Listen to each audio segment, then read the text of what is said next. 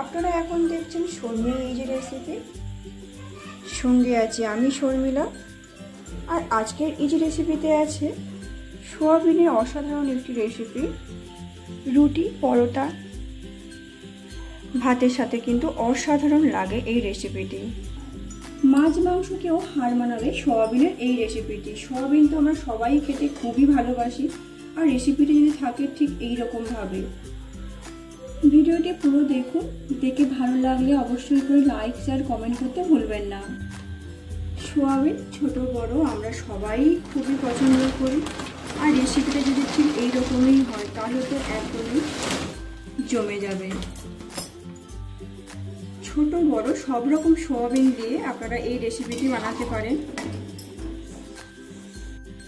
3 minute মতন এটাকে ভালোভাবে ফুটিয়ে নিয়েছি। দেখুন পুরোপুরি সোয়াবিনটা একটু সিদ্ধ মতন হয়ে এসছে, আর জলটা পুরোটা শুষে নিয়েছে। এবার আমি গ্যাসটাকে অফ করে দেব।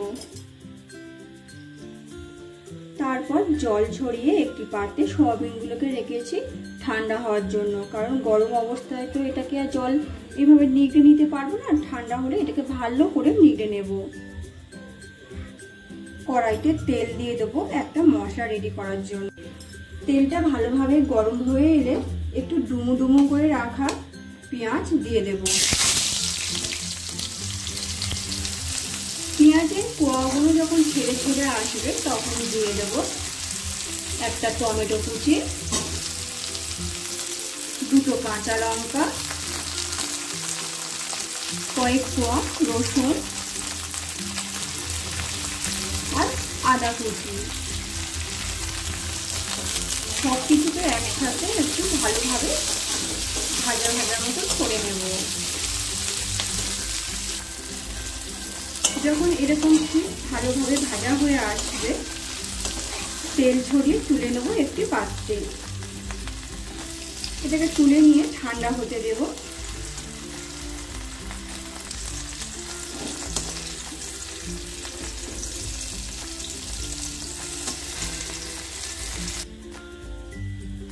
আরো একটু সামান্য তেল অ্যাড করব। তারপর এই চিপে রাখা সোয়াবিনগুলোকে তেলের উপর দিয়ে ভেজে নেব।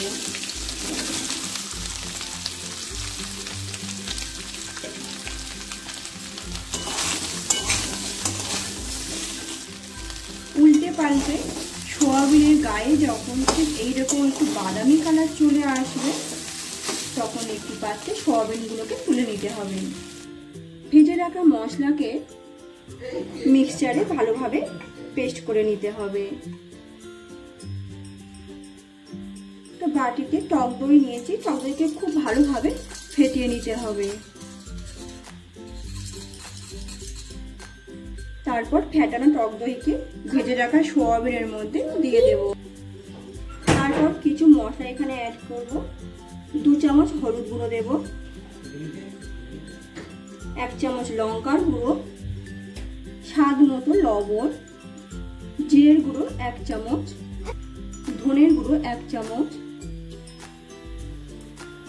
সব কিছুকে একসাথে খুব ভালোভাবে মিশিয়ে এটাকে রেখে দেব। সর্ষের তেল দিয়ে দেবো কড়াইতে। তেলটা গরম হয়ে এলে তেলের উপর দিয়ে দেবো গোটা গরম মশলা, শুকনো লঙ্কা আর তেজপাতা। আর তারপরেই দিয়ে দিচ্ছি বেটে রাখা মশলা। খুব ভালোভাবে মশলাটাকে কষিয়ে নিতে হবে। হাতে একটু সময় নিয়ে কষাতে হবে। মশলাটা আমাদের পেস্ট করার আগে ভাজা থাকলেও এখানে যদি ভালোভাবে কষা না হয় তাহলে কিন্তু টেস্টটা খুব ভালোও লাগবে না, আর কাঁচা কাঁচা গন্ধ কিন্তু থেকে যাবে। সেই জন্য এখানে খুব ভালোভাবে গ্যাসটা লো ফ্লেমে রেখে কষিয়ে নেব, আর মশলা থেকে তেল ছাড়া পর্যন্ত অপেক্ষা করব। দেখেই বোঝা যাচ্ছে মশলা দিয়ে তেল ছেড়ে দিয়েছে। এই সময় ম্যারিনেট করে রাখা সোয়াবিনকে দিয়ে দিতে হবে।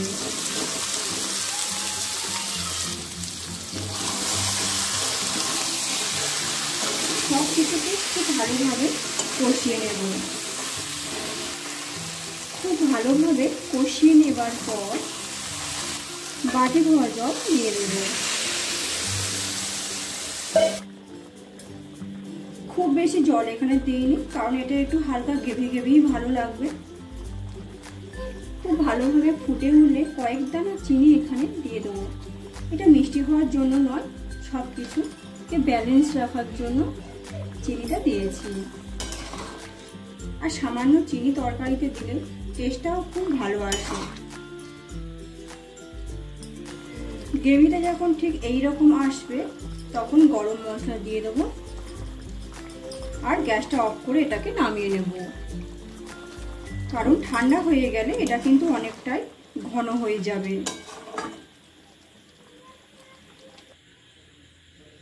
সোয়াবিনের এই রেসিপিটা ছিল কিন্তু অসাধারণ। গরম ভাত, রুটি, পরোটার সাথে কিন্তু দারুণ লাগে। সোয়াবিনকে একবার এই ধরনের বানিয়ে দেখুন, আশা করি আপনাদের খুবই ভালো লাগবে। সবসময় তো আলু দিতে ভালো লাগে না। ভিডিওটি যদি ভালো লেগে থাকে তাহলে লাইক, শেয়ার, কমেন্ট আর অবশ্যই করে সাবস্ক্রাইব করতে ভুলবেন না। Thanks for watching.